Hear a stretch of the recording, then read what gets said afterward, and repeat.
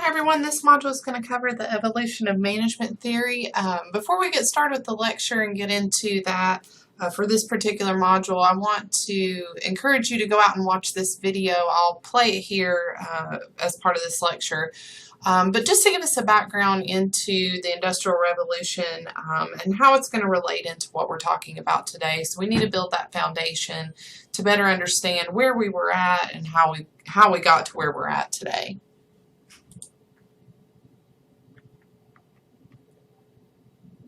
Hi, I'm John Green. This is Crash Course World History, and today we're going to discuss the series of events that made it possible for you to watch Crash Course, and also made this studio possible, and made the warehouse containing the studio possible. A warehouse, by the way, that houses stuff for warehouses. That's right, it's time to talk about the Industrial Revolution. Although it occurred around the same time as the French, American, Latin American, and Haitian revolutions between, say, 1750 and 1850, the Industrial Revolution was really the most revolutionary of the bunch. No way, dude. All those other revolutions resulted in, like, new borders and flags and stuff.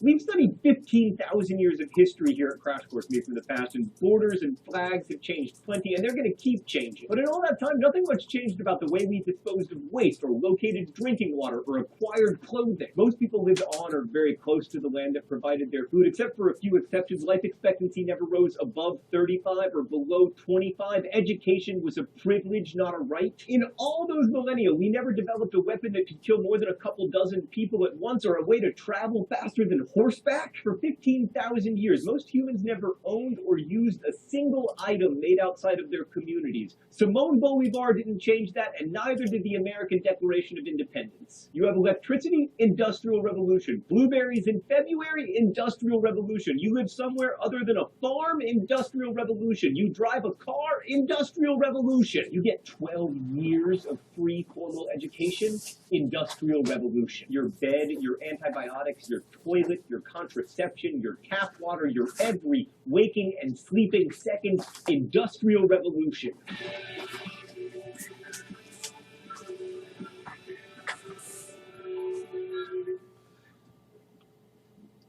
Here's one simple statistic that sums it up. Before the Industrial Revolution, about 80% of the world's population was engaged in farming to keep itself and the other 20% of people from starving. Today, in the United States, less than 1% of people list their occupation as farming. I mean, we've come so far that we don't even have to farm flowers anymore. Stan, are these real, by the way? Can't tell if they're made out of foam or digital. So what happened? Technology. Here's my definition. The Industrial Revolution was an increase in production brought about by the use of machines and characterized by the use of new energy sources. Although this will soon get more complicated, for our purposes today, industrialization is not capitalism, although as we will see next week, it is connected to modern capitalism. And the Industrial Revolution began around 1750, and it occurred across most of the earth, but it started in Europe, especially Britain. What happened? Well, let's go to the top level. The innovations of the Industrial Revolution were intimately interconnected. Like, look for instance at the British textile industry. The invention of the flying shuttle by John Kay in 1733 dramatically increased the speed of weaving,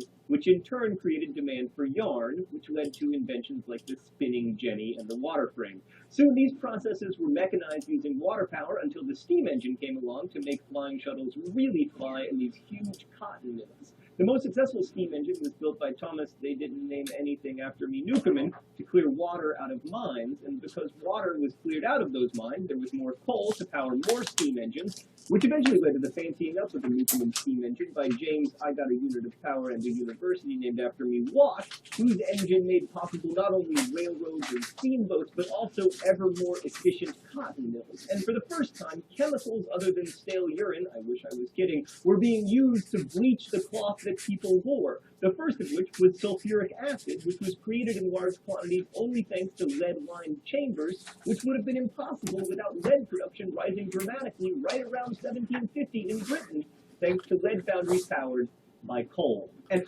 okay guys, I'm going to go ahead and stop it there. You can finish watching the rest of the video at your leisure, but just wanted to kind of set us up and give us a little background into what we'll be talking about today. And how the Industrial Revolution relates back into management theory.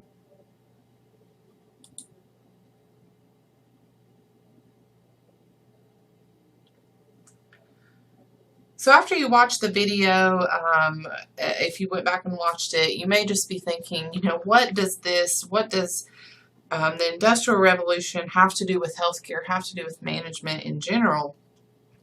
And it's important to understand and note here, the Industrial Revolution really changed the way we saw the role of a manager.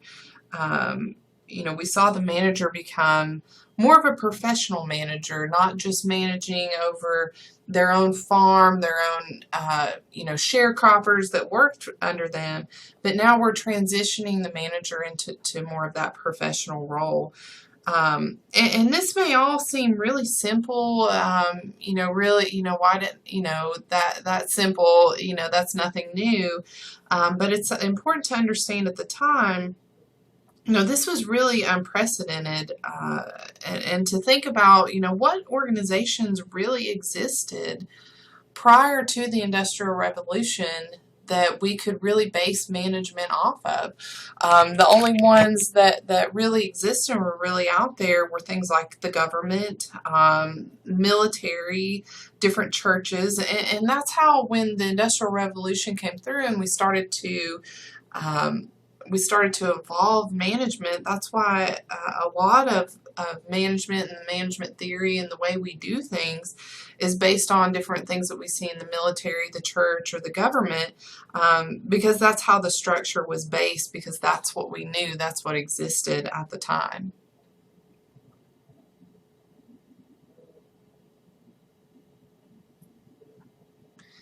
So over the next couple of slides, we're going to be talking about different schools and thoughts of management, different theories of management. Now they are going to be very, very academic, very textbook heavy, so they can be a little tedious, but just stick with me on it. We'll work through it and talk through it. I'll add a couple things that are supplemental into your textbook in regards to a couple of the different theories. But it's again important to note that, as organizations were starting to form, we'd never seen anything really like this. We'd seen it loosely constructed, but we're starting to get this more formalized organization coming together. So there wasn't much precedent past how we do it in the government, how we do it with, in that church religious structure, how we do it with the military. And so that's why you see a lot of the same language, a lot of the same lingo used in government and military used within the management structure, because that's what we based it on. But as we go through and talk about these different schools of management, these different theories, they all revolve around, what is the best way to lead people? And that's what I want you to think about going forward as we work through this. So as we start out, we're starting out in the more classical era of theory regarding management. So we're talking about late 1800s moving into the 1950s.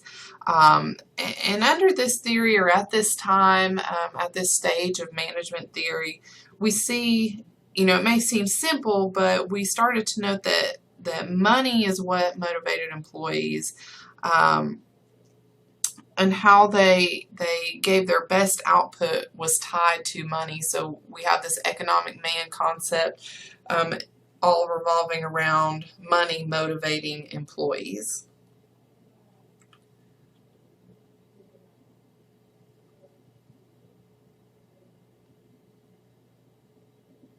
So we come to Henry Fayol, and he is often credited with coming up with the 5 essential functions of management. He's also termed the father of modern management, but he came up with these 5 functions that we discussed in the previous module, revolving around planning, organizing, commanding, coordinating, and controlling. And even though these are, they're probably about 125, 150 years old by now, these are still relevant in the workplace today, and things that we need to be aware of as we move forward, particularly if you see yourself going into a management or a supervisory role. So Fayol, in addition to his 5 essential functions, the planning, the organizing, the commanding, the coordinating, and the controlling, he had 14 management principles. And they all revolve around, again, what is the best way to manage? What is the best way to manage the workforce? And you can read through these different management principles. Again, that were created by Fayol, who's often termed the father of modern management. So as we move into scientific management, you'll start to note here that it starts to overlap with the more classical management theories that we had just talked about, or that classical era going from the late 1800s to the 1950s. So we see kind of this overlap with scientific management from 1890 to 1940. So here we're looking at, or here this particular time era in management history, we're starting to, from the Industrial Revolution, we're starting to get more machines, more equipment integrated into the workplace. So now we have to start thinking, how do we integrate our workforce, our people, with these machines, with these equipment? How do we, continue to increase our profit, seeking that, economy of scale, economy of time? How do we increase profit, decrease our time, and increase our efficiency? So how do we bump up our human energy, make that more efficient, make sure that we're using it appropriately and getting out of it what we need? And time is money, so how do we decrease our time, still make quality products, still make things run more efficiently? So we have a couple of different people that were pretty prominent during this scientific management era. We have Frederick Taylor, all about scheduling and controlling. We have Franklin, Lilly, and Gilbreth. And what they did, it seems simple maybe. They studied time and motion analysis, but it was really groundbreaking and fits nicely if you're planning on taking quality improvement. The work of the Gilbreths really tie into what we see in quality improvement in terms of time studies, understanding the process, mapping it out. They would, for example, watch bricklayers, watch how they worked, what their process was, and try to come up with change management theories on, how do we decrease the time that it's taking so that we can increase the output that we're seeing and run more efficiently. And then the last one we'll talk about, Henry Gantt, all about scheduling. How do we schedule tasks? Gantt charts, which we're going to talk about a little on the next slide and throughout the semester. Very relevant, still used today, particularly in the military. We see that a lot. But just scheduling, how do we schedule appropriately to make sure we're using resources appropriately, we're not overloading one side or the other. So here's an example of a Gantt chart that I wanted to just show you that we could go over. And again, Gantt charts just assisting with how do we schedule tasks or events out to make sure that we're staying on time and that we are staying with pace that we need to finish the project on time. So you can see at the top there we have our time separated out. This particular one has it separated out in quarters. So we have Q1 through 4 with the appropriate months under each quarter. And then we can see there under project steps, the first one, explore the market needs. So we see that particular task or that particular step is going to take from about mid-January to early to mid-March. And it just gives us a quick visual on who's doing what. So we can see explore market need, that's the job of marketing. Anything in blue is going to be development, QA testing is going to be in red, and so on and so on. We can see when we meet major milestones. Just making sure that we stay on task so that we can finish in the time that we need to. The next kind of era of management we move on to is bureaucratic era of management. Now this runs 1930 to 1950, and this particular era focused heavily on rules and regulations, making sure that we're following that the different rules in place. But I want you to think for a second, particularly around the time that we see this kind of era come about in the 1930s and 1950s, and start to ask yourself, what was particular about this date range in our country's history overall? And if you said that, you're correct if you said, our country was involved in World War II at the time, and the events that happened through World War II, they significantly changed our structure as a country, the way we did things on multiple different aspects, and particularly in management. So through World War II, we've seen, men typically were the workers of the household. We saw them become either sign up or be drafted into the war. So women would come in, fill the spots that were left vacant by those that were off to fight. When they came back, when the men came back from war, some women were displaced, some went back to the home, some stayed in the workforce. And when the men came home, they were really, changed by everything they'd went through World War II. And they were used to the organization of the military and the level of organization that brought to them. And they brought that level of organization, that level of management structure to the workplace with them. So we started to see management firmly construct around different aspects that we see coming out of the military and out of the government structure.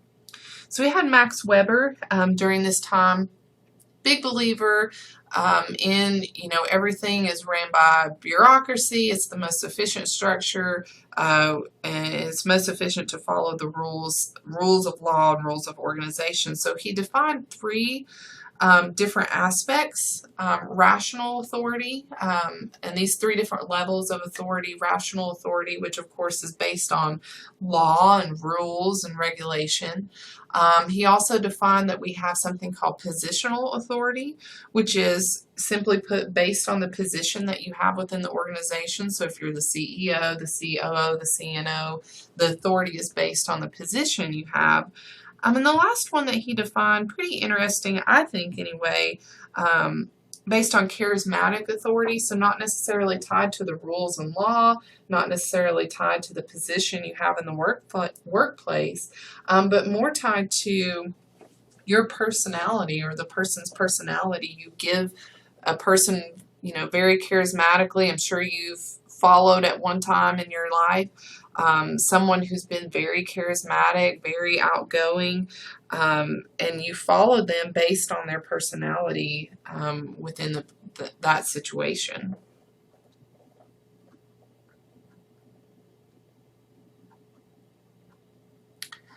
So right now we currently find ourselves in the human relations era of management theory. Now this again kind of overlaps with bureaucratic era of management. So we see us going from 1930s to present to the era we're currently in now.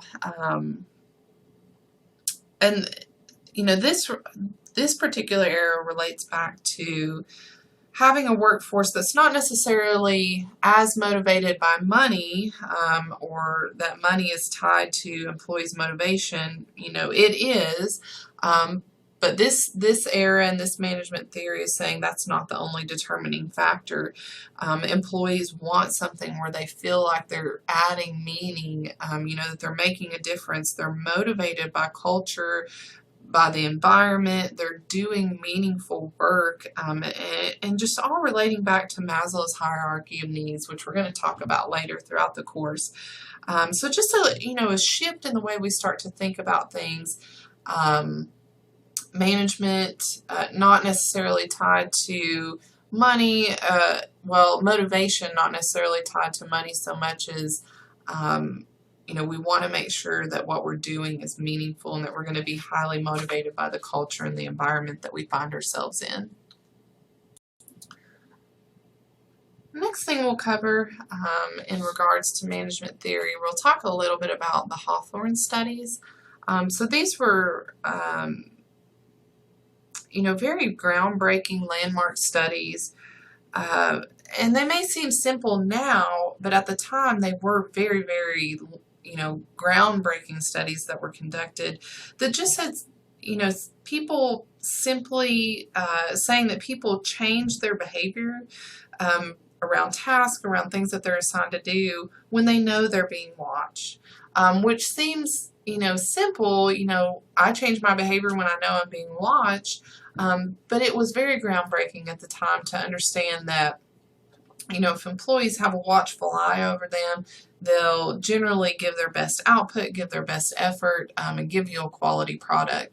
I want to encourage you to go out and watch the Hawthorne Effect video. Now it's linked up here in the PowerPoint slide right here. If you click on Hawthorne Effect, it'll take you to a YouTube video. So make sure that you go out and watch that, learn a little bit more about the Hawthorne Effect and the studies that were conducted from that. Now, a couple of the findings from the Hawthorne studies just revolve around informal leadership and understanding that informal leadership does exist out there.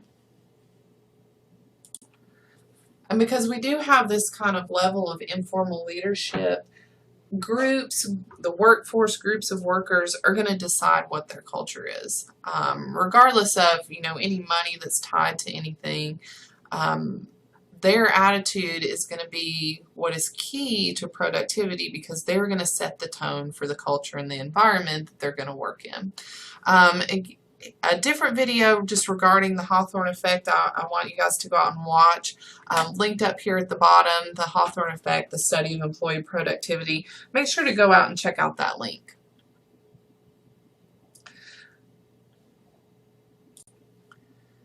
So the Mayo the study that was done come out and concluded generally that the Industrial Revolution just changed a lot of things that we do. It changed the way we operate, changed the way we function as a society. And again, I've said it a couple times already, but it may seem really simple now, but that's because we've worked in it for so long that it's second nature to us.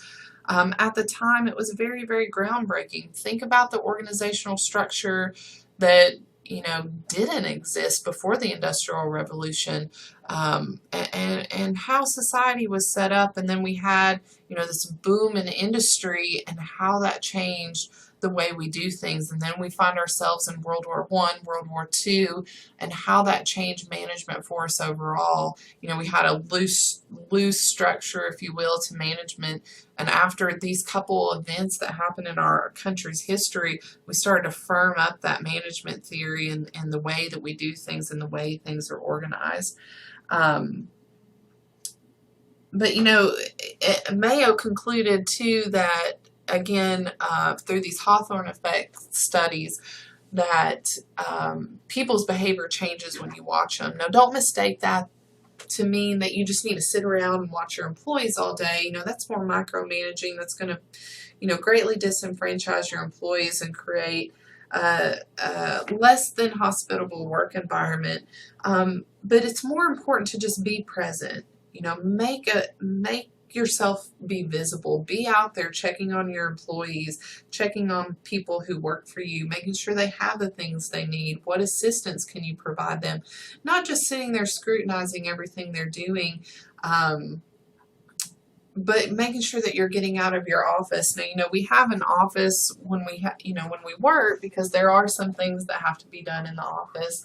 But just make sure as you move into more of these management and supervisory roles from the administration side that you are making an effort to get out there and understand what's going on with your employees. Don't just manage from a desk or manage from the boardroom or manage from the conference room. You need to actually get out there, see what's going on, see what changes need to happen, and see how things are happening from an employee standpoint.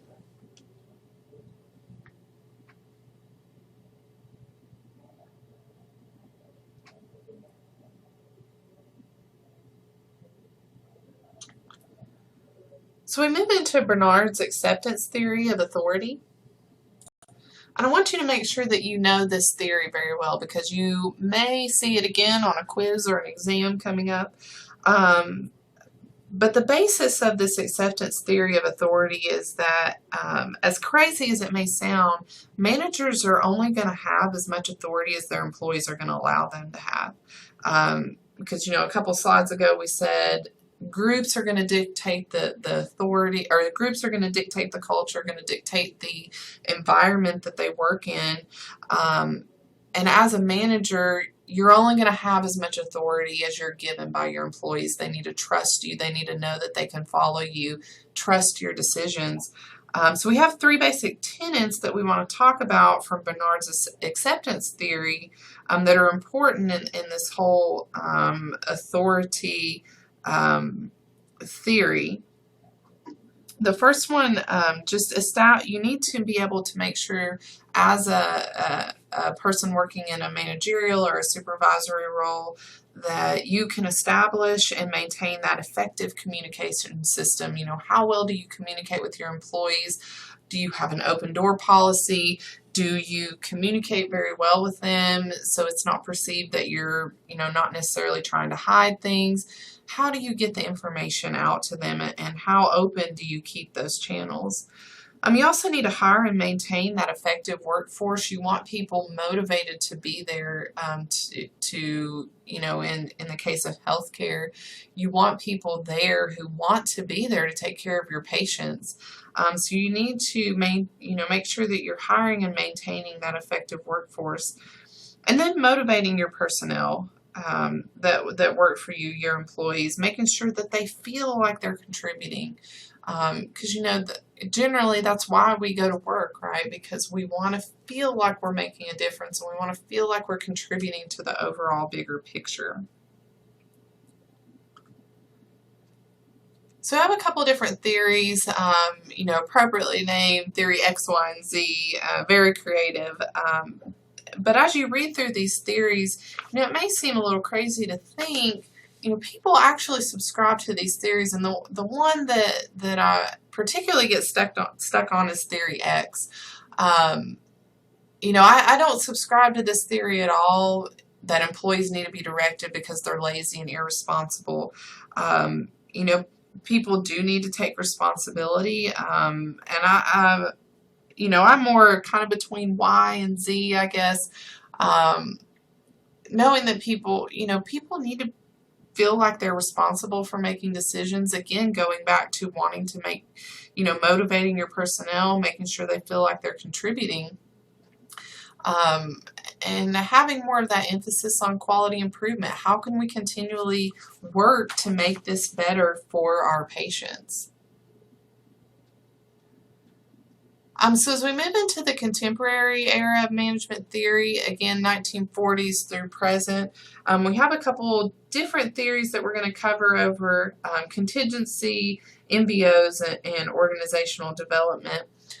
So we had Mary Parker Follett's law of situation revolving around contingency theory, basically just saying, there's no one right way to do anything. It's really just going to depend on the situation. And we see that out in the workforce. What may work for one doesn't work for another, but we can take different elements and adapt it to work for our needs. Now, we'll tell you the management by objectives. Please make sure that you know this. This will pop up again on a quiz and an exam. So make sure that you are very, very familiar with management by objectives from Peter Drucker, just revolving around how we go out and set targets that are attainable for our employees, as well as managers that report to us, to making sure that we set them up for success. And then organizational development from Kurt Lewin, relating back to Maslow's hierarchy of needs, which we'll get into in a couple slides and continue to talk about throughout the semester.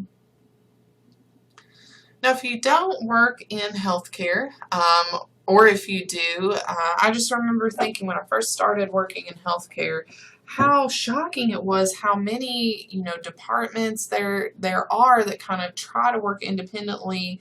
But understanding that we have one patient that may go through all these different departments, emergency department, surgery, lab, x-ray, housekeeping, dietary, they run the continuum. So they're running kind of horizontal through these streams, and we try to set up these departments in silos. So how do we kind of make the systems function together for the purpose of the patient so that they have a smooth transition from one aspect to the next?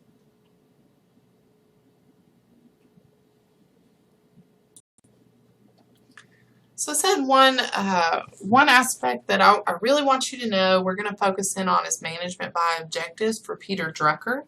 Management by objectives, and I would see this in healthcare. I would, complete this task with my superior.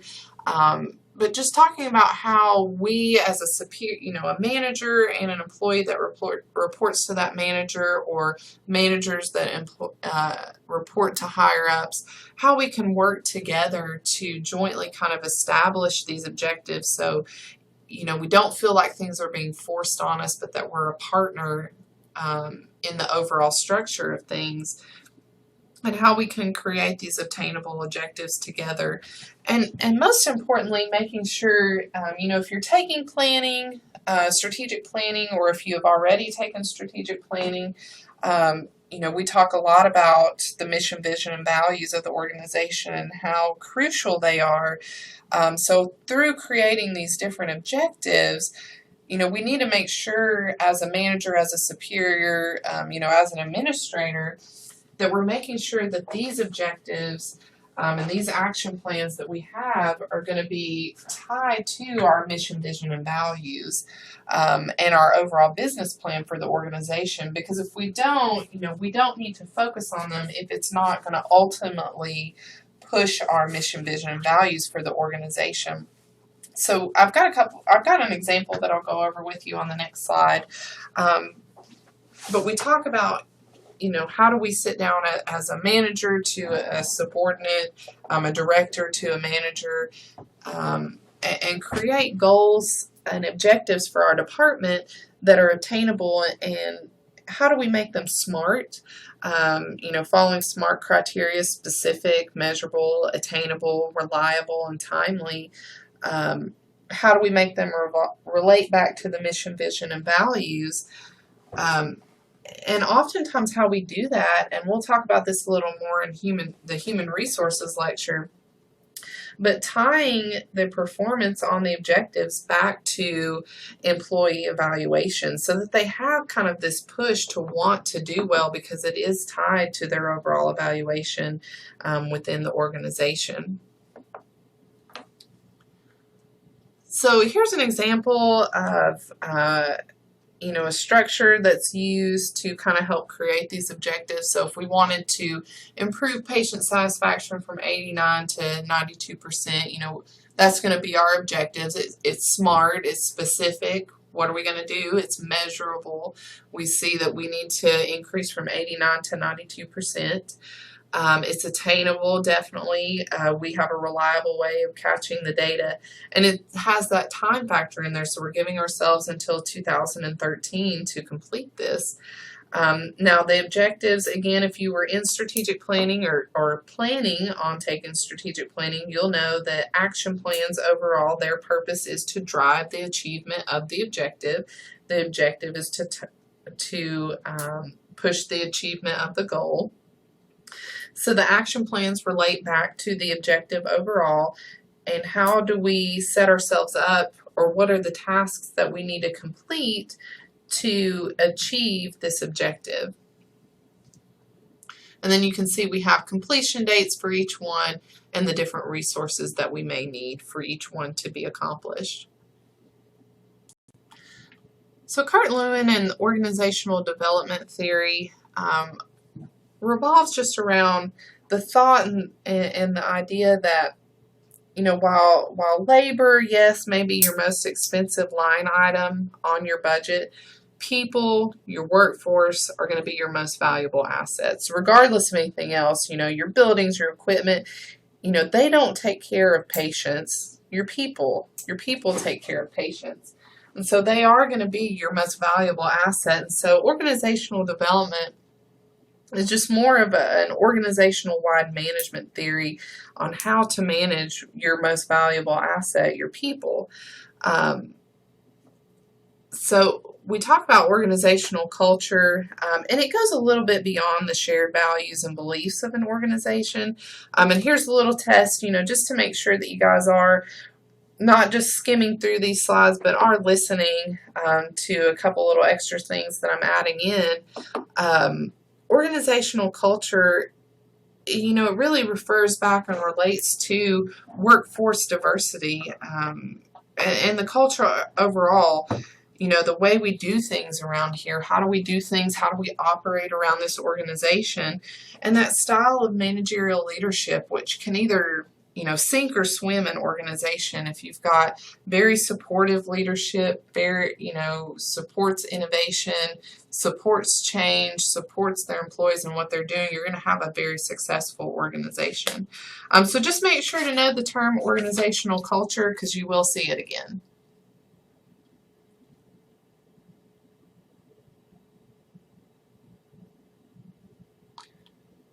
So as we move into the entrepreneurial era of management, starting in the 1970s, we talk about autonomy. And I want you to think for a second, what does autonomy mean to you?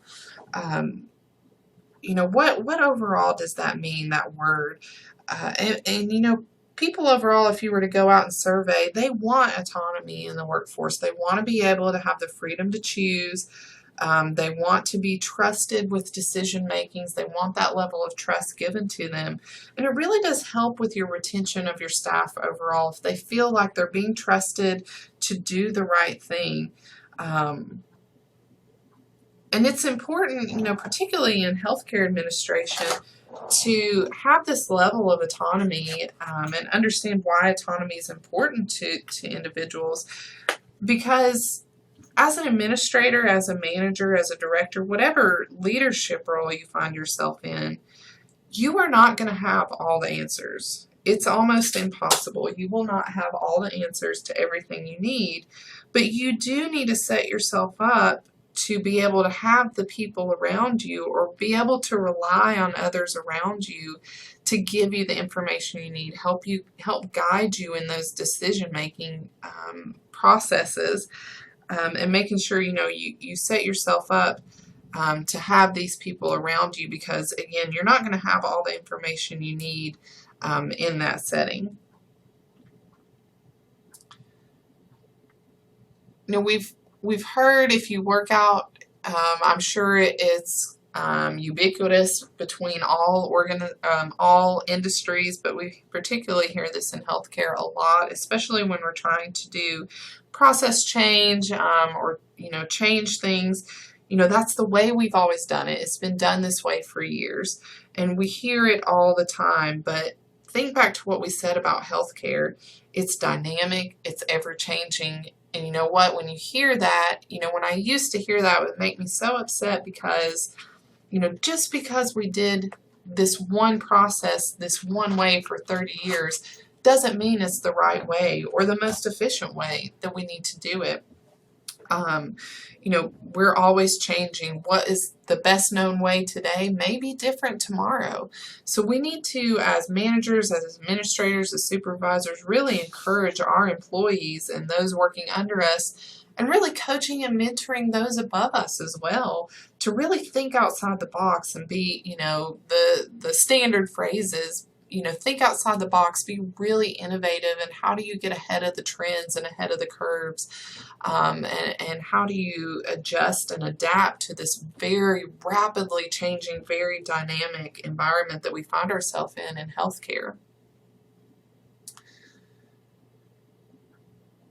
So just as a final note, to kind of end, this theory of management, I want you to go through and watch some of The Art of War by Sun Tzu, and see if you can pick up on what management theories are presented in there, particularly around something we're going to talk about later with HR, but how do you exercise discipline? So it's a good short little watch, linked up right here at the bottom, The Art of War. Make sure to go out and watch it.